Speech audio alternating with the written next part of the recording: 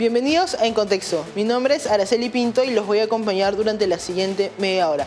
Hoy vamos a hablar sobre un tema muy importante, que es la educación. Vamos a hablar sobre si es posible el regreso a clases y sobre si es seguro, cuál es el impacto que ha tenido la pandemia en la educación de los niños, pero también en los profesores y en los padres de familia. Una pausa y volvemos. En Contexto llega gracias a Universidad César Vallejo y Los Portales. Bienvenidos de vuelta. Como les comentamos en el bloque anterior, hoy vamos a tocar un tema muy importante que viene siendo discutido en los últimos días, que es el regreso a clases. Por eso hemos invitado a Milagros Sáenz, vocera del colectivo de padres de familia Volvamos a Clases Perú, para poder hablar un poco de los retos que va a implicar y el impacto que ha tenido la pandemia en la educación escolar. Milagros, muchas gracias por acompañarnos. Muchas gracias, Araceli, a ti por la invitación. Bueno, y voy con una pregunta que creo que mucha gente se hace cuando hablamos del regreso a clases. ¿Es seguro ya que los niños puedan regresar a clases? Sí, por supuesto, Araceli. Las escuelas, está comprobado científicamente por diversos estudios ya, incluso hubo uno muy grande que se hizo en 150 colegios del mundo, que demuestran que las escuelas, cuando se cumplen los protocolos de bioseguridad, son sitios muy seguros. Hoy por hoy, las escuelas son sitios incluso más seguros que los restaurantes, los centros comerciales, los parques de diversión cerrados a los que nuestros hijos ya pueden asistir. Entonces, las escuelas son sitios seguros, primero. Segundo, los niños no son los grandes vectores de contagio que nos han querido hacer creer, que nos hicieron creer al principio de la pandemia, ¿no? Diversos estudios por prestigiosos centros de investigación, como por ejemplo la American Pediatrics Association y la British y de todo el mundo, nos dicen que los niños no son los grandes vectores de contagio. Incluso un niño contagia 8 veces menos que un adulto, Araceli. Entonces, el querer mantener a los niños encerrados, el querer mantener las escuelas cerradas, no va a influir para nada en el aumento de los casos de COVID en la comunidad. Pero lo que sí va a hacer es generar un daño muy grande, más bien dicho, lo que ya está haciendo es generar un daño muy grande a la salud mental y emocional de nuestros niños. Claro, ahí tengo una pregunta, porque, digamos, al inicio de la pandemia, más o menos que tenía sentido porque no se sabía mucho sobre el coronavirus, ni cómo se contagiaba, ni, digamos, los efectos que podría tener. Pero, ¿te parece que esta decisión de regresar a clases ha llegado mucho más después que la evidencia o estamos más o menos a la par de los descubrimientos científicos? No, estamos atrasadísimos, Araceli, atrasadísimos con los descubrimientos científicos. Estos estudios son de fines del 2020. Ya el resto del mundo abrió las escuelas, ya el resto del mundo liberaron a los niños. No sé si recuerdas, al inicio de la pandemia, los niños fueron los que estuvieron encerrados más tiempo. Ya con esta información a la mano, continuaron encerrados, a pesar de que los adultos mayores, que sí son la población de alto riesgo en el COVID, ya podían salir. No sé si recuerdas, los niños se mantuvieron encerrados un tiempo más incluso. Estamos muy atrasados en términos de información científica veraz en este país, y eso es un gran defecto del actual Ministerio de Salud, ¿no? De no estar a la par con las investigaciones. La pandemia, el virus del coronavirus es el mismo en todo el mundo. O sea, no entiendo por qué Perú maneja otros datos, otras informaciones, ¿no? Eso es algo muy interesante que deberíamos de preguntarnos toda la opinión pública, ¿no? Claro, y ya entrando un poco más al tema de la educación en sí misma, ¿cuál es la evaluación que ustedes hacen sobre lo que ha significado este año y medio de educación virtual o a distancia que hemos tenido en el Perú? Los resultados son muy tristes, ¿no? Muy desalentadores para todo el país, para todos los niños que continúan con la educación a distancia. Según datos de UNICEF, los niños han perdido su capacidad de leer, escribir y de realizar operaciones matemáticas básicas. Esto ya se ha visto disminuido en el país, en la región en general, que es la región latinoamericana, ha sido más golpeada con este tema del cierre de escuelas, ¿no? Además, los niños, al estar confinados a un espacio más pequeño, ¿no? Sin la movilidad que uno tiene en la escuela, porque tú sabes que en la escuela van al recreo, se paran, se levantan, los niños están Claro. perdiendo o ya han perdido su forma física, más bien dicho, ya perdieron su forma física. Ahora tenemos bastantes casos de niños con sobrepeso, ¿no? Obesidad, y están también perdiendo, perdón, no solo habilidades físicas, psicomotoras, sino también su desarrollo socioemocional está viéndose severamente afectada, ¿no? Estos son datos de la UNICEF y la UNESCO. Y para darte una perspectiva más amplia incluso, ¿no? De todo lo que están perdiendo, no solo en términos académicos, ¿no? Que son las capacidades de leer, escribir, el estar preparados para el siglo XXI. Hoy por hoy estos niños ya no cuentan con las herramientas ni habilidades necesarias para manejarse en el siglo XXI por esta pérdida de clases, sino además están en grave riesgo de salud, de tener trastornos de salud mental y emocional. Esto es algo bien, bien duro, ¿no? Una realidad bien dura. ¿Y cuáles crees tú que han sido las principales dificultades que han podido detectar para implementar, digamos, un mejor sistema de educación? Bueno, el gran problema en el país ha sido la brecha de la virtualidad, ¿no? La brecha de, del acceso a Internet y el acceso a los aparatos multimedia para la conexión. Ese ha sido el gran reto, ese fue el reto durante el primer año de la pandemia, ¿no? El reto en el 2020 fue Internet para todos, 4G para todos, 3G para todos y aparatos para todos, ¿no? Todos hemos visto las noticias de los hermanitos que tienen que compartir un celular entre todos, ¿no? O rotar, o hay una computadora por familia, y eso en los lugares donde hay acceso a Internet, ¿no? También tenemos las noticias de los niños que se tienen que ir a lugares alejados para conseguir una señal. Incluso el año pasado hubo un accidente, no sé si recuerdas, ¿no? Que desaparecieron 7 alumnos que estaban en un cerro buscando una señal de Internet durante un huaico. Entonces, este ha sido un gran tema, ¿no? Primero, la brecha tecnológica que hay, el acceso tanto para estudiantes como para alumnos. Pero esto fue en el 2020. Ya ha pasado un año, ahora tenemos en el reto en el 2021, o sea, un reto más. A esta deficiencia tecnológica se le suman mayores retos, ¿no? Que son, como te digo, los niños que sufren ya de salud mental, los niños que ya están con su forma física afectada, los niños que no están aprendiendo, que ya llevan un atraso en sus capacidades de leer, ¿no? De lectoescritura, sus capacidades matemáticas. El aprendizaje promedio en el país ha disminuido tremendamente, ¿no? 1.25 años hemos perdido en promedio como país ya al día de hoy. Entonces, son varios retos y que lamentablemente el gobierno no ha podido seguirle el ritmo, ¿no? O sea, el año pasado tratando de disminuir la brecha, este año todavía continúan, pero ya se nos suma otro reto más, y por eso es que para nosotros desde el colectivo Volvamos a Clases Perú, el reto es más grande, ¿no? O sea, el reto ya es urgente el retorno presencial, semipresencial a clases para todos los niños y niñas del Perú, sobre todo aquellos que más los necesitan, son los que más necesitan volver. Sí, ahí me gustaría entrar, antes de entrar, digamos, al tema específico de cómo ha impactado a los niños, especialmente a largo plazo, ¿no? Porque a veces creemos que se puede recuperar rápidamente este año y medio y de repente no es el caso, pero también quiero hablar un poco de un tema del que no se menciona mucho, que es cómo ha impactado a los profesores y a los padres de familia también este año y medio de, digamos, de esta nueva normalidad que parece que ha sido bastante retadora. Sí, sí, Araceli, la pandemia ha sido un reto para todos, ¿no? O sea, para ti, para mí, para los niños, para los padres, para todos. Eso no lo podemos negar. Y yo creo que ha sido precisamente más dura para los profesores y los padres, ¿no? No podemos olvidar que los profesores también, muchos de ellos son padres. Entonces, tú te imaginas tener que compaginar eso, ¿no? Tu dictado a la clase, tus alumnos que te necesitan, y en tu casa también te necesitan tus hijos. Y como padres de familia también tenemos que lidiar nosotros con muchas otras cosas, con nuestros trabajos, con nuestros hijos, con nuestra casa.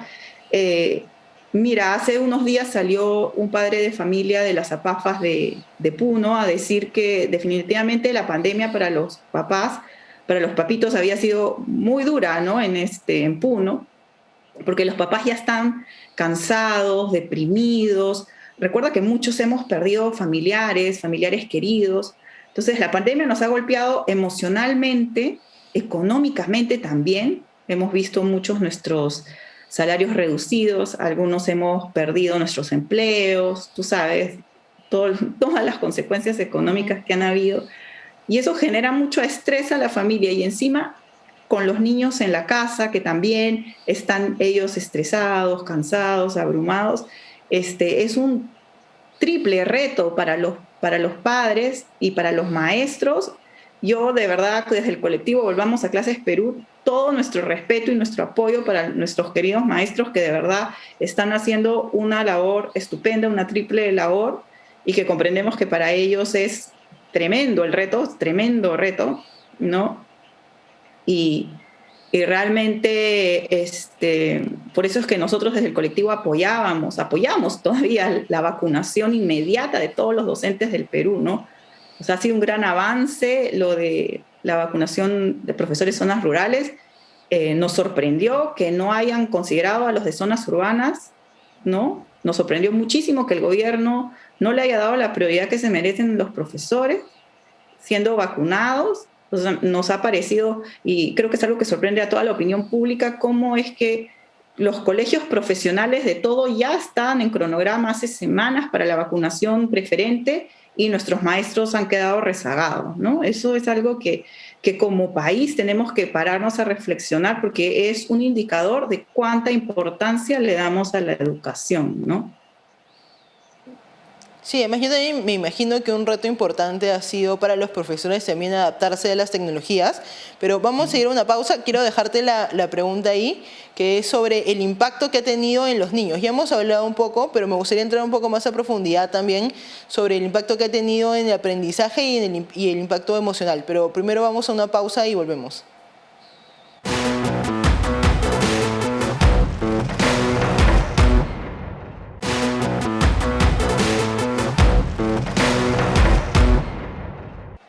Bienvenidos de vuelta, estamos hablando con Milagros Sáenz, que es vocera del colectivo de padres de familia Volvamos a Clases Perú, sobre precisamente ese tema que nos importa tanto a todos, que es que los niños puedan regresar a clases. Muchas gracias por acompañarnos, Milagros. Gracias a ti, Araceli. Te dejé ahí una pregunta en el bloque anterior que era sobre cuál ha sido el impacto que ha tenido en los niños y especialmente a largo plazo, ¿no? ¿Cómo podemos recuperar un poco este tiempo que a todas luces parece un poco perdido? Sí, el impacto en los niños ha sido tremendo, ¿no? Ha sido muy duro. Como te decía en el bloque anterior, no solo hay un impacto en las capacidades de aprendizaje, en las capacidades cognitivas, ¿no? En la pérdida del año escolar, sino también hay un gran impacto en su desarrollo socioemocional, en su salud mental, ¿no? Por ejemplo, ha salido hace poco un estudio llevado a cabo por el MINSA con ayuda de UNICEF que nos dice que 3 de cada 10 niños al día de hoy ya sufren de trastornos de salud mental, ¿no? Ya su salud mental está siendo afectada. Y esto a largo plazo nos va a generar una generación de niños pues con temas de ansiedad, de estrés, temas de salud mental que los van a arrastrar por el resto no el resto de su vida, pero que va a ser muy difícil de recuperar, ¿no? Por ejemplo, también a fines del año pasado hubo un estudio del MINSA en el que decía que el hospital de Almenara había registrado 50% más de casos de adolescentes y niños ingresados por salud mental. O sea, cuando hablamos de niños y adolescentes que son internados por salud mental, por depresión, ya estamos hablando de casos muy severos, donde se ha atentado pues contra la propia vida, ¿no? Niños y adolescentes. Y esto es gravísimo. Esto es un problema ahora ya de salud pública. La salud es integral. La salud es todo, ¿no? Es un estado de ánimo, de estar bien de salud mental, salud física, y no solo no estar enfermo, Y eso también es un mensaje que queremos mandar desde el colectivo, ¿no? A todas las personas que nos escuchan. O sea, tener trastornos de salud mental es estar enfermo. Y nuestros niños se están enfermando. Ahora tú me preguntas, ¿cómo podemos recuperar esto a largo plazo?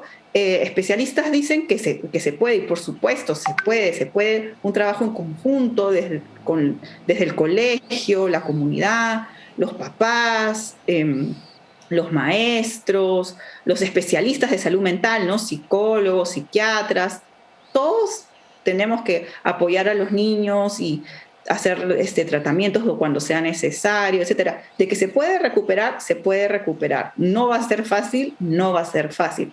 Es un trabajo de largo aliento, de mediano aliento, es un trabajo de mediano largo aliento. Pero mientras más tiempo dejemos que esto pase, mientras más tiempo dejemos que esto suceda, va a ser más difícil recuperar, pues, ¿no? Como todo, ¿no? Ya vamos 16 meses sin colegio, a diciembre vamos a ir 2 años escolares, ya. Si no regresamos urgentemente, vamos a seguir acumulando todos estos problemas y cada vez va a ser más difícil la recuperación. Ese es el tema, ¿no? Claro. Sí, y como dices, además, súper importante porque a veces los padres de familia, cuando un niño les dice que siente ansiedad o está un poco deprimido, no lo toman tan en serio, y creo que la pandemia también nos está enseñando un poco que hay que tomar en serio esos casos, porque no es un capricho, digamos, que un niño diga que sienta ansiedad o sienta depresión. Es algo que tiene que ser atendido, especialmente después de 1 año y medio de encierro, como ha tenido en estos últimos meses. Yo quiero cambiar un poco de tema y entrar ya a cómo se vería este reinicio de clases, ¿no? Porque tenemos 1 año y medio de virtualidad, pero no sabemos si los niños han avanzado al mismo ritmo, si es que van a entrar al año adecuado. Entonces, ¿cómo se vería, digamos, desde el colectivo de padres de familia que lideras, cómo verían ustedes ese regreso a clases? ¿Qué tendría que hacerse para que sea un regreso a clases eficiente? Para que sea un regreso a clases feliz, ¿no? Bueno, en primer lugar, nosotros desde el colectivo pedimos que sea un regreso voluntario. Todos aquellos padres de familia que consideran que sus hijos se ven más beneficiados asistiendo a clases, que sean libres de llevarlos, de mandarlos. Aquellos que todavía tienen temor, están con dudas, etcétera, etcétera, que sean libres de no mandarlos. Y por eso lo ideal es hacer lo que se está haciendo ya en el mundo, ¿no? Que son sistemas semipresenciales.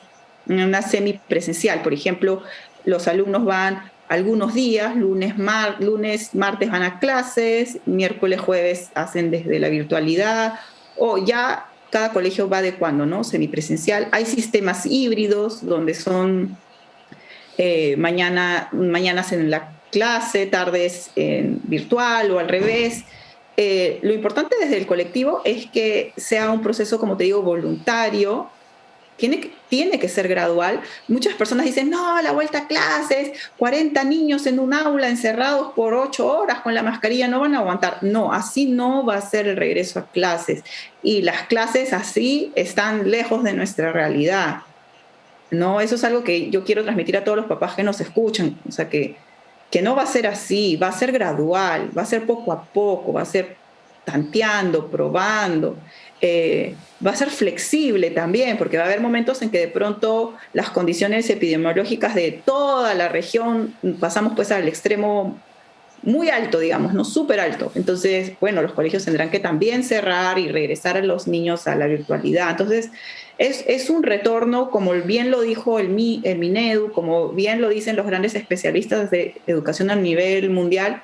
Es un retorno voluntario, gradual, poco a poco, flexible, con esta flexibilidad pues de ir a clases, volver a la virtualidad, volver a la presencialidad, y sobre todo un retorno seguro. Seguro porque los colegios, cuando cumplen los parámetros de bioseguridad, cuando cumplen los protocolos de bioseguridad, son sitios seguros. Y nosotros queremos que se mantengan como sitios seguros. Entonces, esa es la manera en que nosotros como colectivos pedimos que sea el retorno a clases. Perfecto. Y otra pregunta que tengo es, ¿qué cambios ustedes ven que tendrían que hacerse por si vuelve a ocurrir una pandemia de este tipo, o nos enfrentamos más adelante a una ola de coronavirus más grave, ¿no? Porque esta vez nos agarró un poco por sorpresa, creo que a todos, pero ya hemos tenido 1 año y medio de experiencia. ¿Qué cambios ustedes ven que tendrían que hacerse? para estar mejor preparados? A nivel del sistema de educación, los cambios son grandes, ¿no? Los retos son grandes. Yo creo que el primer cambio que se tendría que hacer es un cambio de actitud de nuestras autoridades, ¿no? Ponerles un chip ahí de voluntad, ¿no? De trabajar por el bienestar de los niños, de creatividad también, ¿no? A veces nuestros funcionarios públicos están empapados por la burocracia, se encuentran entrampados en sus propias burocracias. Y aunque no lo creas, Araceli, esto es un factor clave que hemos estado observando como el colectivo, ¿no? La burocracia interna no permite que se avance con la celeridad que se necesita, no permite que se tomen las decisiones importantes, necesarias, que se necesita para poder llevar a cambio los cambios precisamente, ¿no? O sea, las mejoras. Entonces, yo creo que si Dios no quiera, vuelve otra pandemia o otra crisis sanitaria de este estilo, nos agarre pues con unos funcionarios públicos vitales, con menos burocracia, con un sistema de educación más sólido también, no con tantas deficiencias. El tema ha sido que la pandemia nos ha desnudado, digamos, o nos ha abierto los ojos para darnos cuenta de todas las carencias que teníamos, no solo en educación, ¿no? Sino en salud, en todo, ¿no? Educación, salud, han sido los que han sido más expuestos. Yo creo que por ahí podría ir ojalá Dios no quiera nos agarre la nueva pandemia, pero nos agarre así, ¿no? Más preparados, más dispuestos también, ¿no? Y con información más veraz. Nosotros como opinión pública tenemos que mantenernos informados también y leer fuentes confiables, ¿no? Hay un tema ahí también. Seguir las fuentes confiables. De todas maneras, eso es muy importante. Uh-huh. Bueno, ya nos hemos quedado sin tiempo, pero quería agradecerte por la entrevista y te comprometo a otra entrevista más adelante para ver cómo va avanzando este tema del regreso a clases. Muchísimas gracias, Araceli. Encantada de volver. Muchas gracias, Milagros. Vamos a una pausa y volvemos con el bloque final.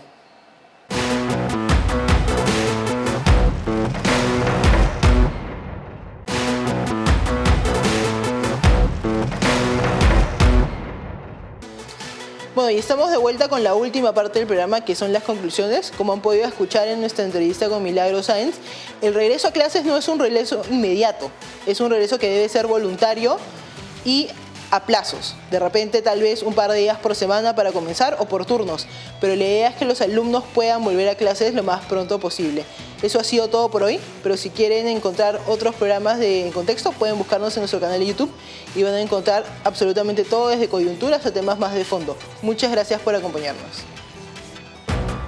En Contexto llega gracias a Universidad César Vallejo y Los Portales.